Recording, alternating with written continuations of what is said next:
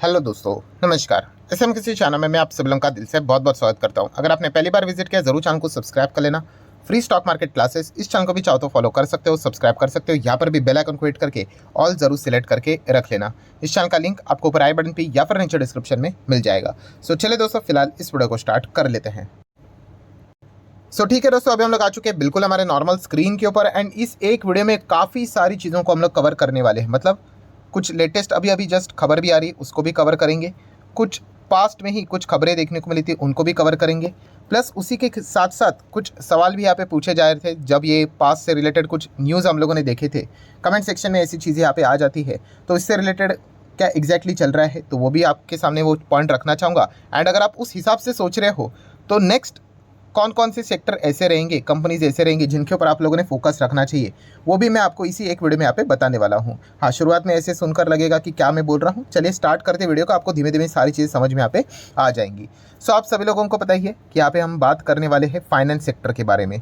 So finance काफ़ी important sector है, आप सभी लोगों को यहाँ पे पता ही है।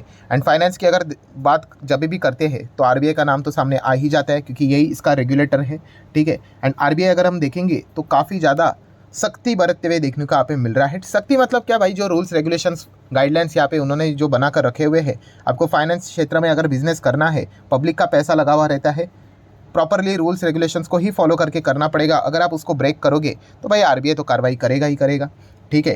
एंड उसी के साथ साथ अभी देखा गया तो सेबी की भी कुछ सेगमेंट में हम लोग को एंट्री होती हुई देखने को यहाँ पे मिल रही है, कुछ कंपनी से रिलेटेड, वो भी खबरें यहाँ पे सामने आ रही है। सो इससे रिलेटेड शुरुआत कहाँ से हुई थी आपको पता ही है, पेटीएम से रिलेटेड आपको पता है। पेटीएम पेमेंट बैंक के ऊपर काफ़ी सारे बैन यहाँ पे लग गए, बिजनेस को वो कंटिन्यू नहीं कर सकते।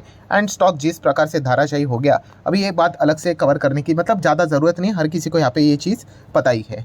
सो पेटीएम से हम लोग को ये सारी चीज़ें स्टार्ट होते हुए देखने को यहाँ पे मिली थी। देन अगर हम लोग यहाँ पे बात करें दोस्तों तो आईएफएल फाइनेंस की बात करें, ठीक है, आज के दिन 9-9.25% भागा है, नॉट अ बिग डील।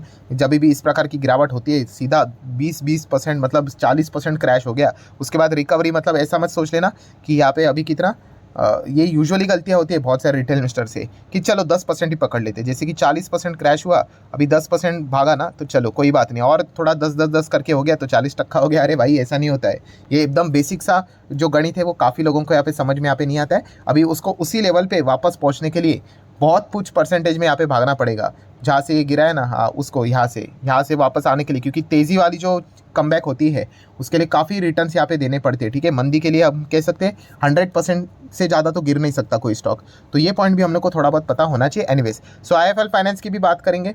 ठीक है। तो इसमें भी नए गोल्ड लोन इशू ये नहीं कर सकते। आरबीआई ने इनके ऊपर भी रेस्ट्रिक्शन यहाँ पे लगा दिए। ठीक है। जो कि इनके टोटल ओवरऑल जो पोर्टफोलियो उसका 32% कॉन्ट्रीब्यूट करते हुए देखने को यहाँ पे मिल जाता है। एंड उसके बाद तो दिक्कत है हम लोग को देखने को यहाँ पे मिल चुका है। एंड उसके बाद जेएम फाइनेंशियल्स के ऊपर भी रिस्ट्रिक्शंस यहाँ पे लगा दिए। ठीक है। जो शेयर्स डिबेंचर से रिलेटेड जो फाइनेंसिंग यहाँ पे किया करते थे आईपीओ से रिलेटेड, वो उन्होंने रोक दी, तो स्टॉक ज़बरदस्त गिर गया। अभी कुछ हद तक रिकवर भी यहाँ पे हो चुका है, काफ़ी ड्रामा यहाँ पे चल रहा है। एंड इसी से रिलेटेड एक और खबर भी सामने आती हुई देखने को मिली कि आरबीआई तो हो गया, अभी यहाँ पे हम लोग को सेबी भी आते हुए देखने को मिल चुका है कि सेबी ने जेएम फाइनेंशियल्स को जो उनके न्यू बॉन्ड जो रहते इशू करने से रिलेटेड क्या कर दिया, यहाँ पे फिलहाल तो बैन लगा दिया है। तो ठीक है, इस प्रकार की काफ़ी सारी खबरें हम लोग को फिलहाल तो देखने को यहाँ पे मिल रही है। तो फाइनेंस सेक्टर में काफ़ी हलचल यहाँ पे हो रही है। अभी जैसे ही ये सारी चीज़ें देखने को यहाँ पे मिल गई, सबसे ज़्यादा अगर कमेंट सेक्शन में अगर कोई सवाल यहाँ पे आए हैं डायरेक्टली और इनडायरेक्टली, वो एक ही चीज़ से रिलेटेड आए हैं, क्या इसका फ़ायदा जियो फाइनेंशियल सर्विसेज को मिलेगा या नहीं।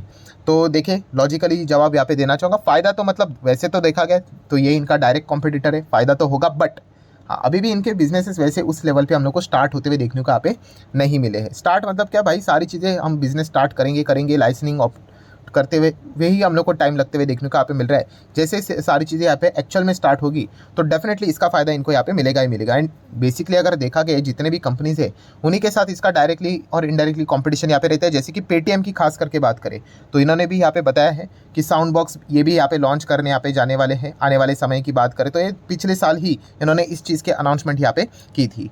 सो डेफिनेटली हम यहाँ पे कह सकते हैं कि इस चीज़ का फ़ायदा जेएफएस को लॉन्ग टर्म में ज़रूर यहाँ पे हो सकता है। जितना देखिए, कॉम्पिटिशन के हिसाब से अगर देखा गया कि हमेशा जैसे कि नंबर 1, नंबर 2, नंबर 3, नंबर 4 है, कोई भी अगर यहाँ पे तकलीफ में आ जाता है तो हर किसी को फ़ायदा होगा ही होगा, ऐसा नहीं। मतलब नंबर 3 को प्रॉब्लम हुआ तो इसका फ़ायदा 1 को भी होगा, 2 को भी होगा, 4 को भी होगा, 5 को भी होगा।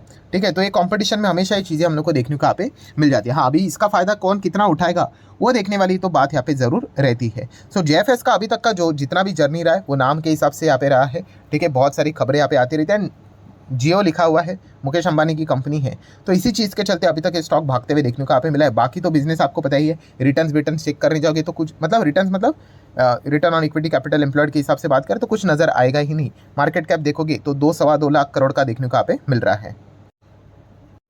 एक सेकंड, इसको हम लोग डिटेल में देख लेते हैं। ये देखिए, एंड थोड़ा अगर मैं नीचे जाता हूँ, पी देखिए 8000 का पी। ठीक है, तो आप पी को कूल ऑफ होने के लिए, नीचे आने के लिए क्या चाहिए होता है, मैंने आपको सिखाया है। पहले आर बोले तो रेवेन्यू, ये बढ़ना चाहिए। रेवेन्यू बढ़ेगा तो प्रॉफिट बढ़ेगा, प्रॉफिट बढ़ेगा तो अर्निंग्स मतलब ईपीएस वो बढ़ेगा। एंड अगर ईपीएस बढ़ेगा तो ऑटोमेटिकली पी नीचे आएगा। ठीक है, क्योंकि share price divide by earning per share.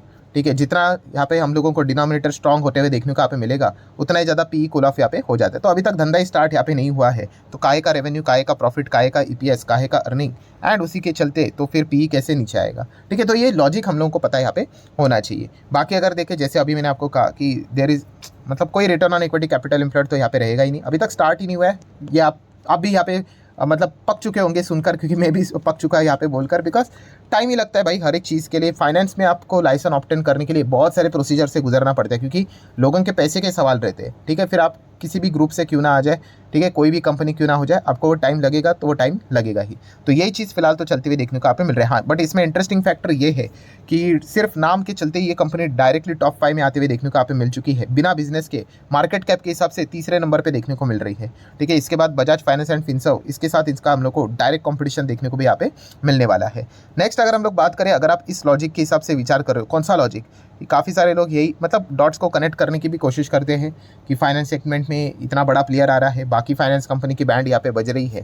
ठीक है, तो चलते हैं ना, ऐसे चर्चाएं मार्केट में चलती रहती है। ठीक है, अगर आप उस लॉजिक के हिसाब से विचार कर रहे हो तो फिर थोड़ा सा फिर आपने इन कंपनीज और सेक्टर के ऊपर भी ध्यान देना चाहिए। कौन सा वाला, कि इंश्योरेंस सेक्टर के ऊपर भी ध्यान रखो, क्योंकि जियो देखा गया तो इंश्योरेंस में भी आ रहा है, उन्होंने तो अनाउंसमेंट करके रखा है। प्लस कोई तो फॉरेन कंपनी रहेगी, उनके साथ पार्टनरशिप वो यहाँ पे करने वाले हैं।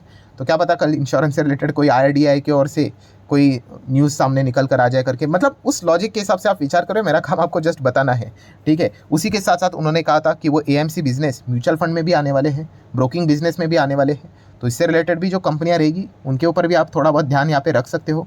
मतलब समझ रहे हो ना आप यहाँ पे क्या आप बोलने की कोशिश कर रहे हो और मैं आपको क्या समझाने की कोशिश यहाँ पे कर रहा हूँ। तो इनके ऊपर भी आप चाहो तो थोड़ा बहुत फोकस यहाँ पे बना के यहाँ पे रख सकते हो। एंड देन अगर हम लोग बात करें तो डायरेक्ट सबसे बड़े कॉम्पिटिशन तो आपको बताइए एनबीएफसी वाले जितने भी कंपनियां हैं उनके ऊपर भी आप फोकस रख सकते हो। खास करके एकदम टॉप वाली जो एनबीएफसी आप लोगों को देखने को मिल रही है, जिनके साथ जियो का डायरेक्ट कंपटीशन यहाँ पे रहने वाला है, सो ज़रूर आप उनको भी अपने रडार के ऊपर यहाँ पे रख सकते हैं। तो इसी चीज़ के चलते हम ज़रूर यहाँ पे कह सकते हैं कि जेएफएस के एंट्री जो हम लोग को होती हुई देखने को मिली, तब से लेकर अभी तक अभी देखा गया तो बहुत समय यहाँ पे हो चुका है। सो अभी कुछ कम ही समय रहेगा बचा हुआ, उसके बाद हम लोग को सारा अनाउंसमेंट होते हुए देखने को यहाँ पे मिलेगा। एंड धूम धड़ाके के साथ वो अनाउंसमेंट यहाँ पे होते हुए देखने को मिलेगा। एंड उसके बाद देखने वाली बात होगी कि कंपनी का बिजनेस में हम लोग को कितना मतलब वृद्धि देखने को यहाँ पे मिल जाता है, कितने कस्टमर एंड कितने लोगों को ये अपने साथ जुड़ते हैं। एंड सबसे इंपॉर्टेंट चीज़ अगर जेएफएस के पास है, जो मैं काफ़ी बार आपको यहाँ पे बोल चुका हूँ, येस, इनके जो बाकी के जो 2 बिजनेसेस है, खास करके रिटेल का बिजनेस एंड वो टेलीकॉम का बिजनेस, ये इनके लिए सबसे बड़ा वरदान है अपने बिजनेस को क्या करने के लिए और एक्सपांड करने के लिए, एकदम एग्रेसिवली एक्सपांड करने के लिए। ठीक है, अगर आप कोई भी चीज़ अगर खरीदते हो कंज्यूमर के हिसाब से, अगर नॉर्मली बात करें टीवी, पंखा, एसी, फ्रिज, वॉटएवर, ठीक है, अगर वहाँ पे आपको फाइनेंसिंग की ज़रूरत चाहिए तो जियो तो डायरेक्टली यहाँ पे करवा सकता है। इनके खुद के रिटेल के हम लोगों को इसमें स्पेस में इस प्रकार की सारी इलेक्ट्रॉनिक गैजेट्स देखने को मिल जाती है, तो डेफिनेटली ये काफ़ी एग्रेसिवली इस स्पेस में क्या कर सकते हैं, अपना एक्सपांशन भी करवा सकते हैं। और ये सारी चीज़ें उम्मीद के ऊपर ही चल रही है। ठीक है, तो इसी चीज़ के चलते हम कह सकते हैं जेएफएस काफ़ी ज़्यादा लोगों के रडार के ऊपर हम लोग को देखने को यहाँ पे मिल रहा है, क्योंकि इसमें पोटेंशियल, मैं बार बार कहता हूँ, बहुत सारे लोगों के सवाल आते रहते, सर क्या टारगेट 1000 रुपये तक जाएगा? अरे भाई ऐसा नहीं होता है। हवे में बोलने के लिए भाई मैं कुछ भी बोल सकता हूँ, हाँ भी बोल सकता हूँ, 10,000 भी बोल सकते हैं, ऐसा नहीं होता है।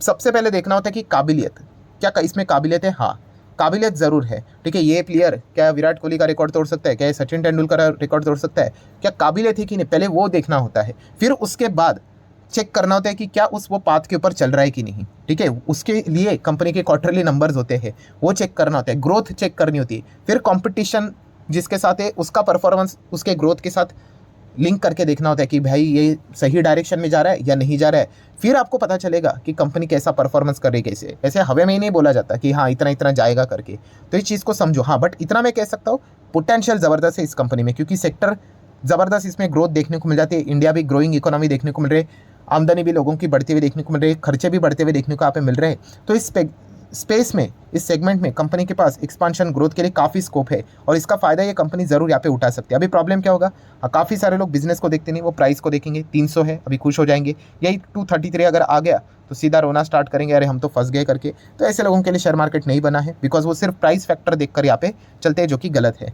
बिजनेस को देखकर चलना होता है, एंड बिजनेस के हिसाब से अगर देखा गया, स्टार्ट तो नहीं है बट यस पोटेंशियल इनमें ज़बरदस्त है, और जिस पाथ में जाने वाले वहाँ पे टीम भी सॉलिड उन्होंने बिल्ड करके रखी हुई है, तो उसका फायदा भी इस कंपनी को जरूर मिलेगा। इतना तो हम यहाँ पे कह सकते हैं। सो आशा करता हूं दोस्तों, जितने भी लेफ्ट राइट अप डाउन जितनी भी चीज़ें थी सारी यहाँ पे मैंने कवर कर ली। वीडियो हेल्पफुल लगा होगा तो चाहो तो लाइक एंड शेयर कर सकते हो। मिलते हैं नेक्स्ट वीडियो में, तब तक के लिए बाय बाय।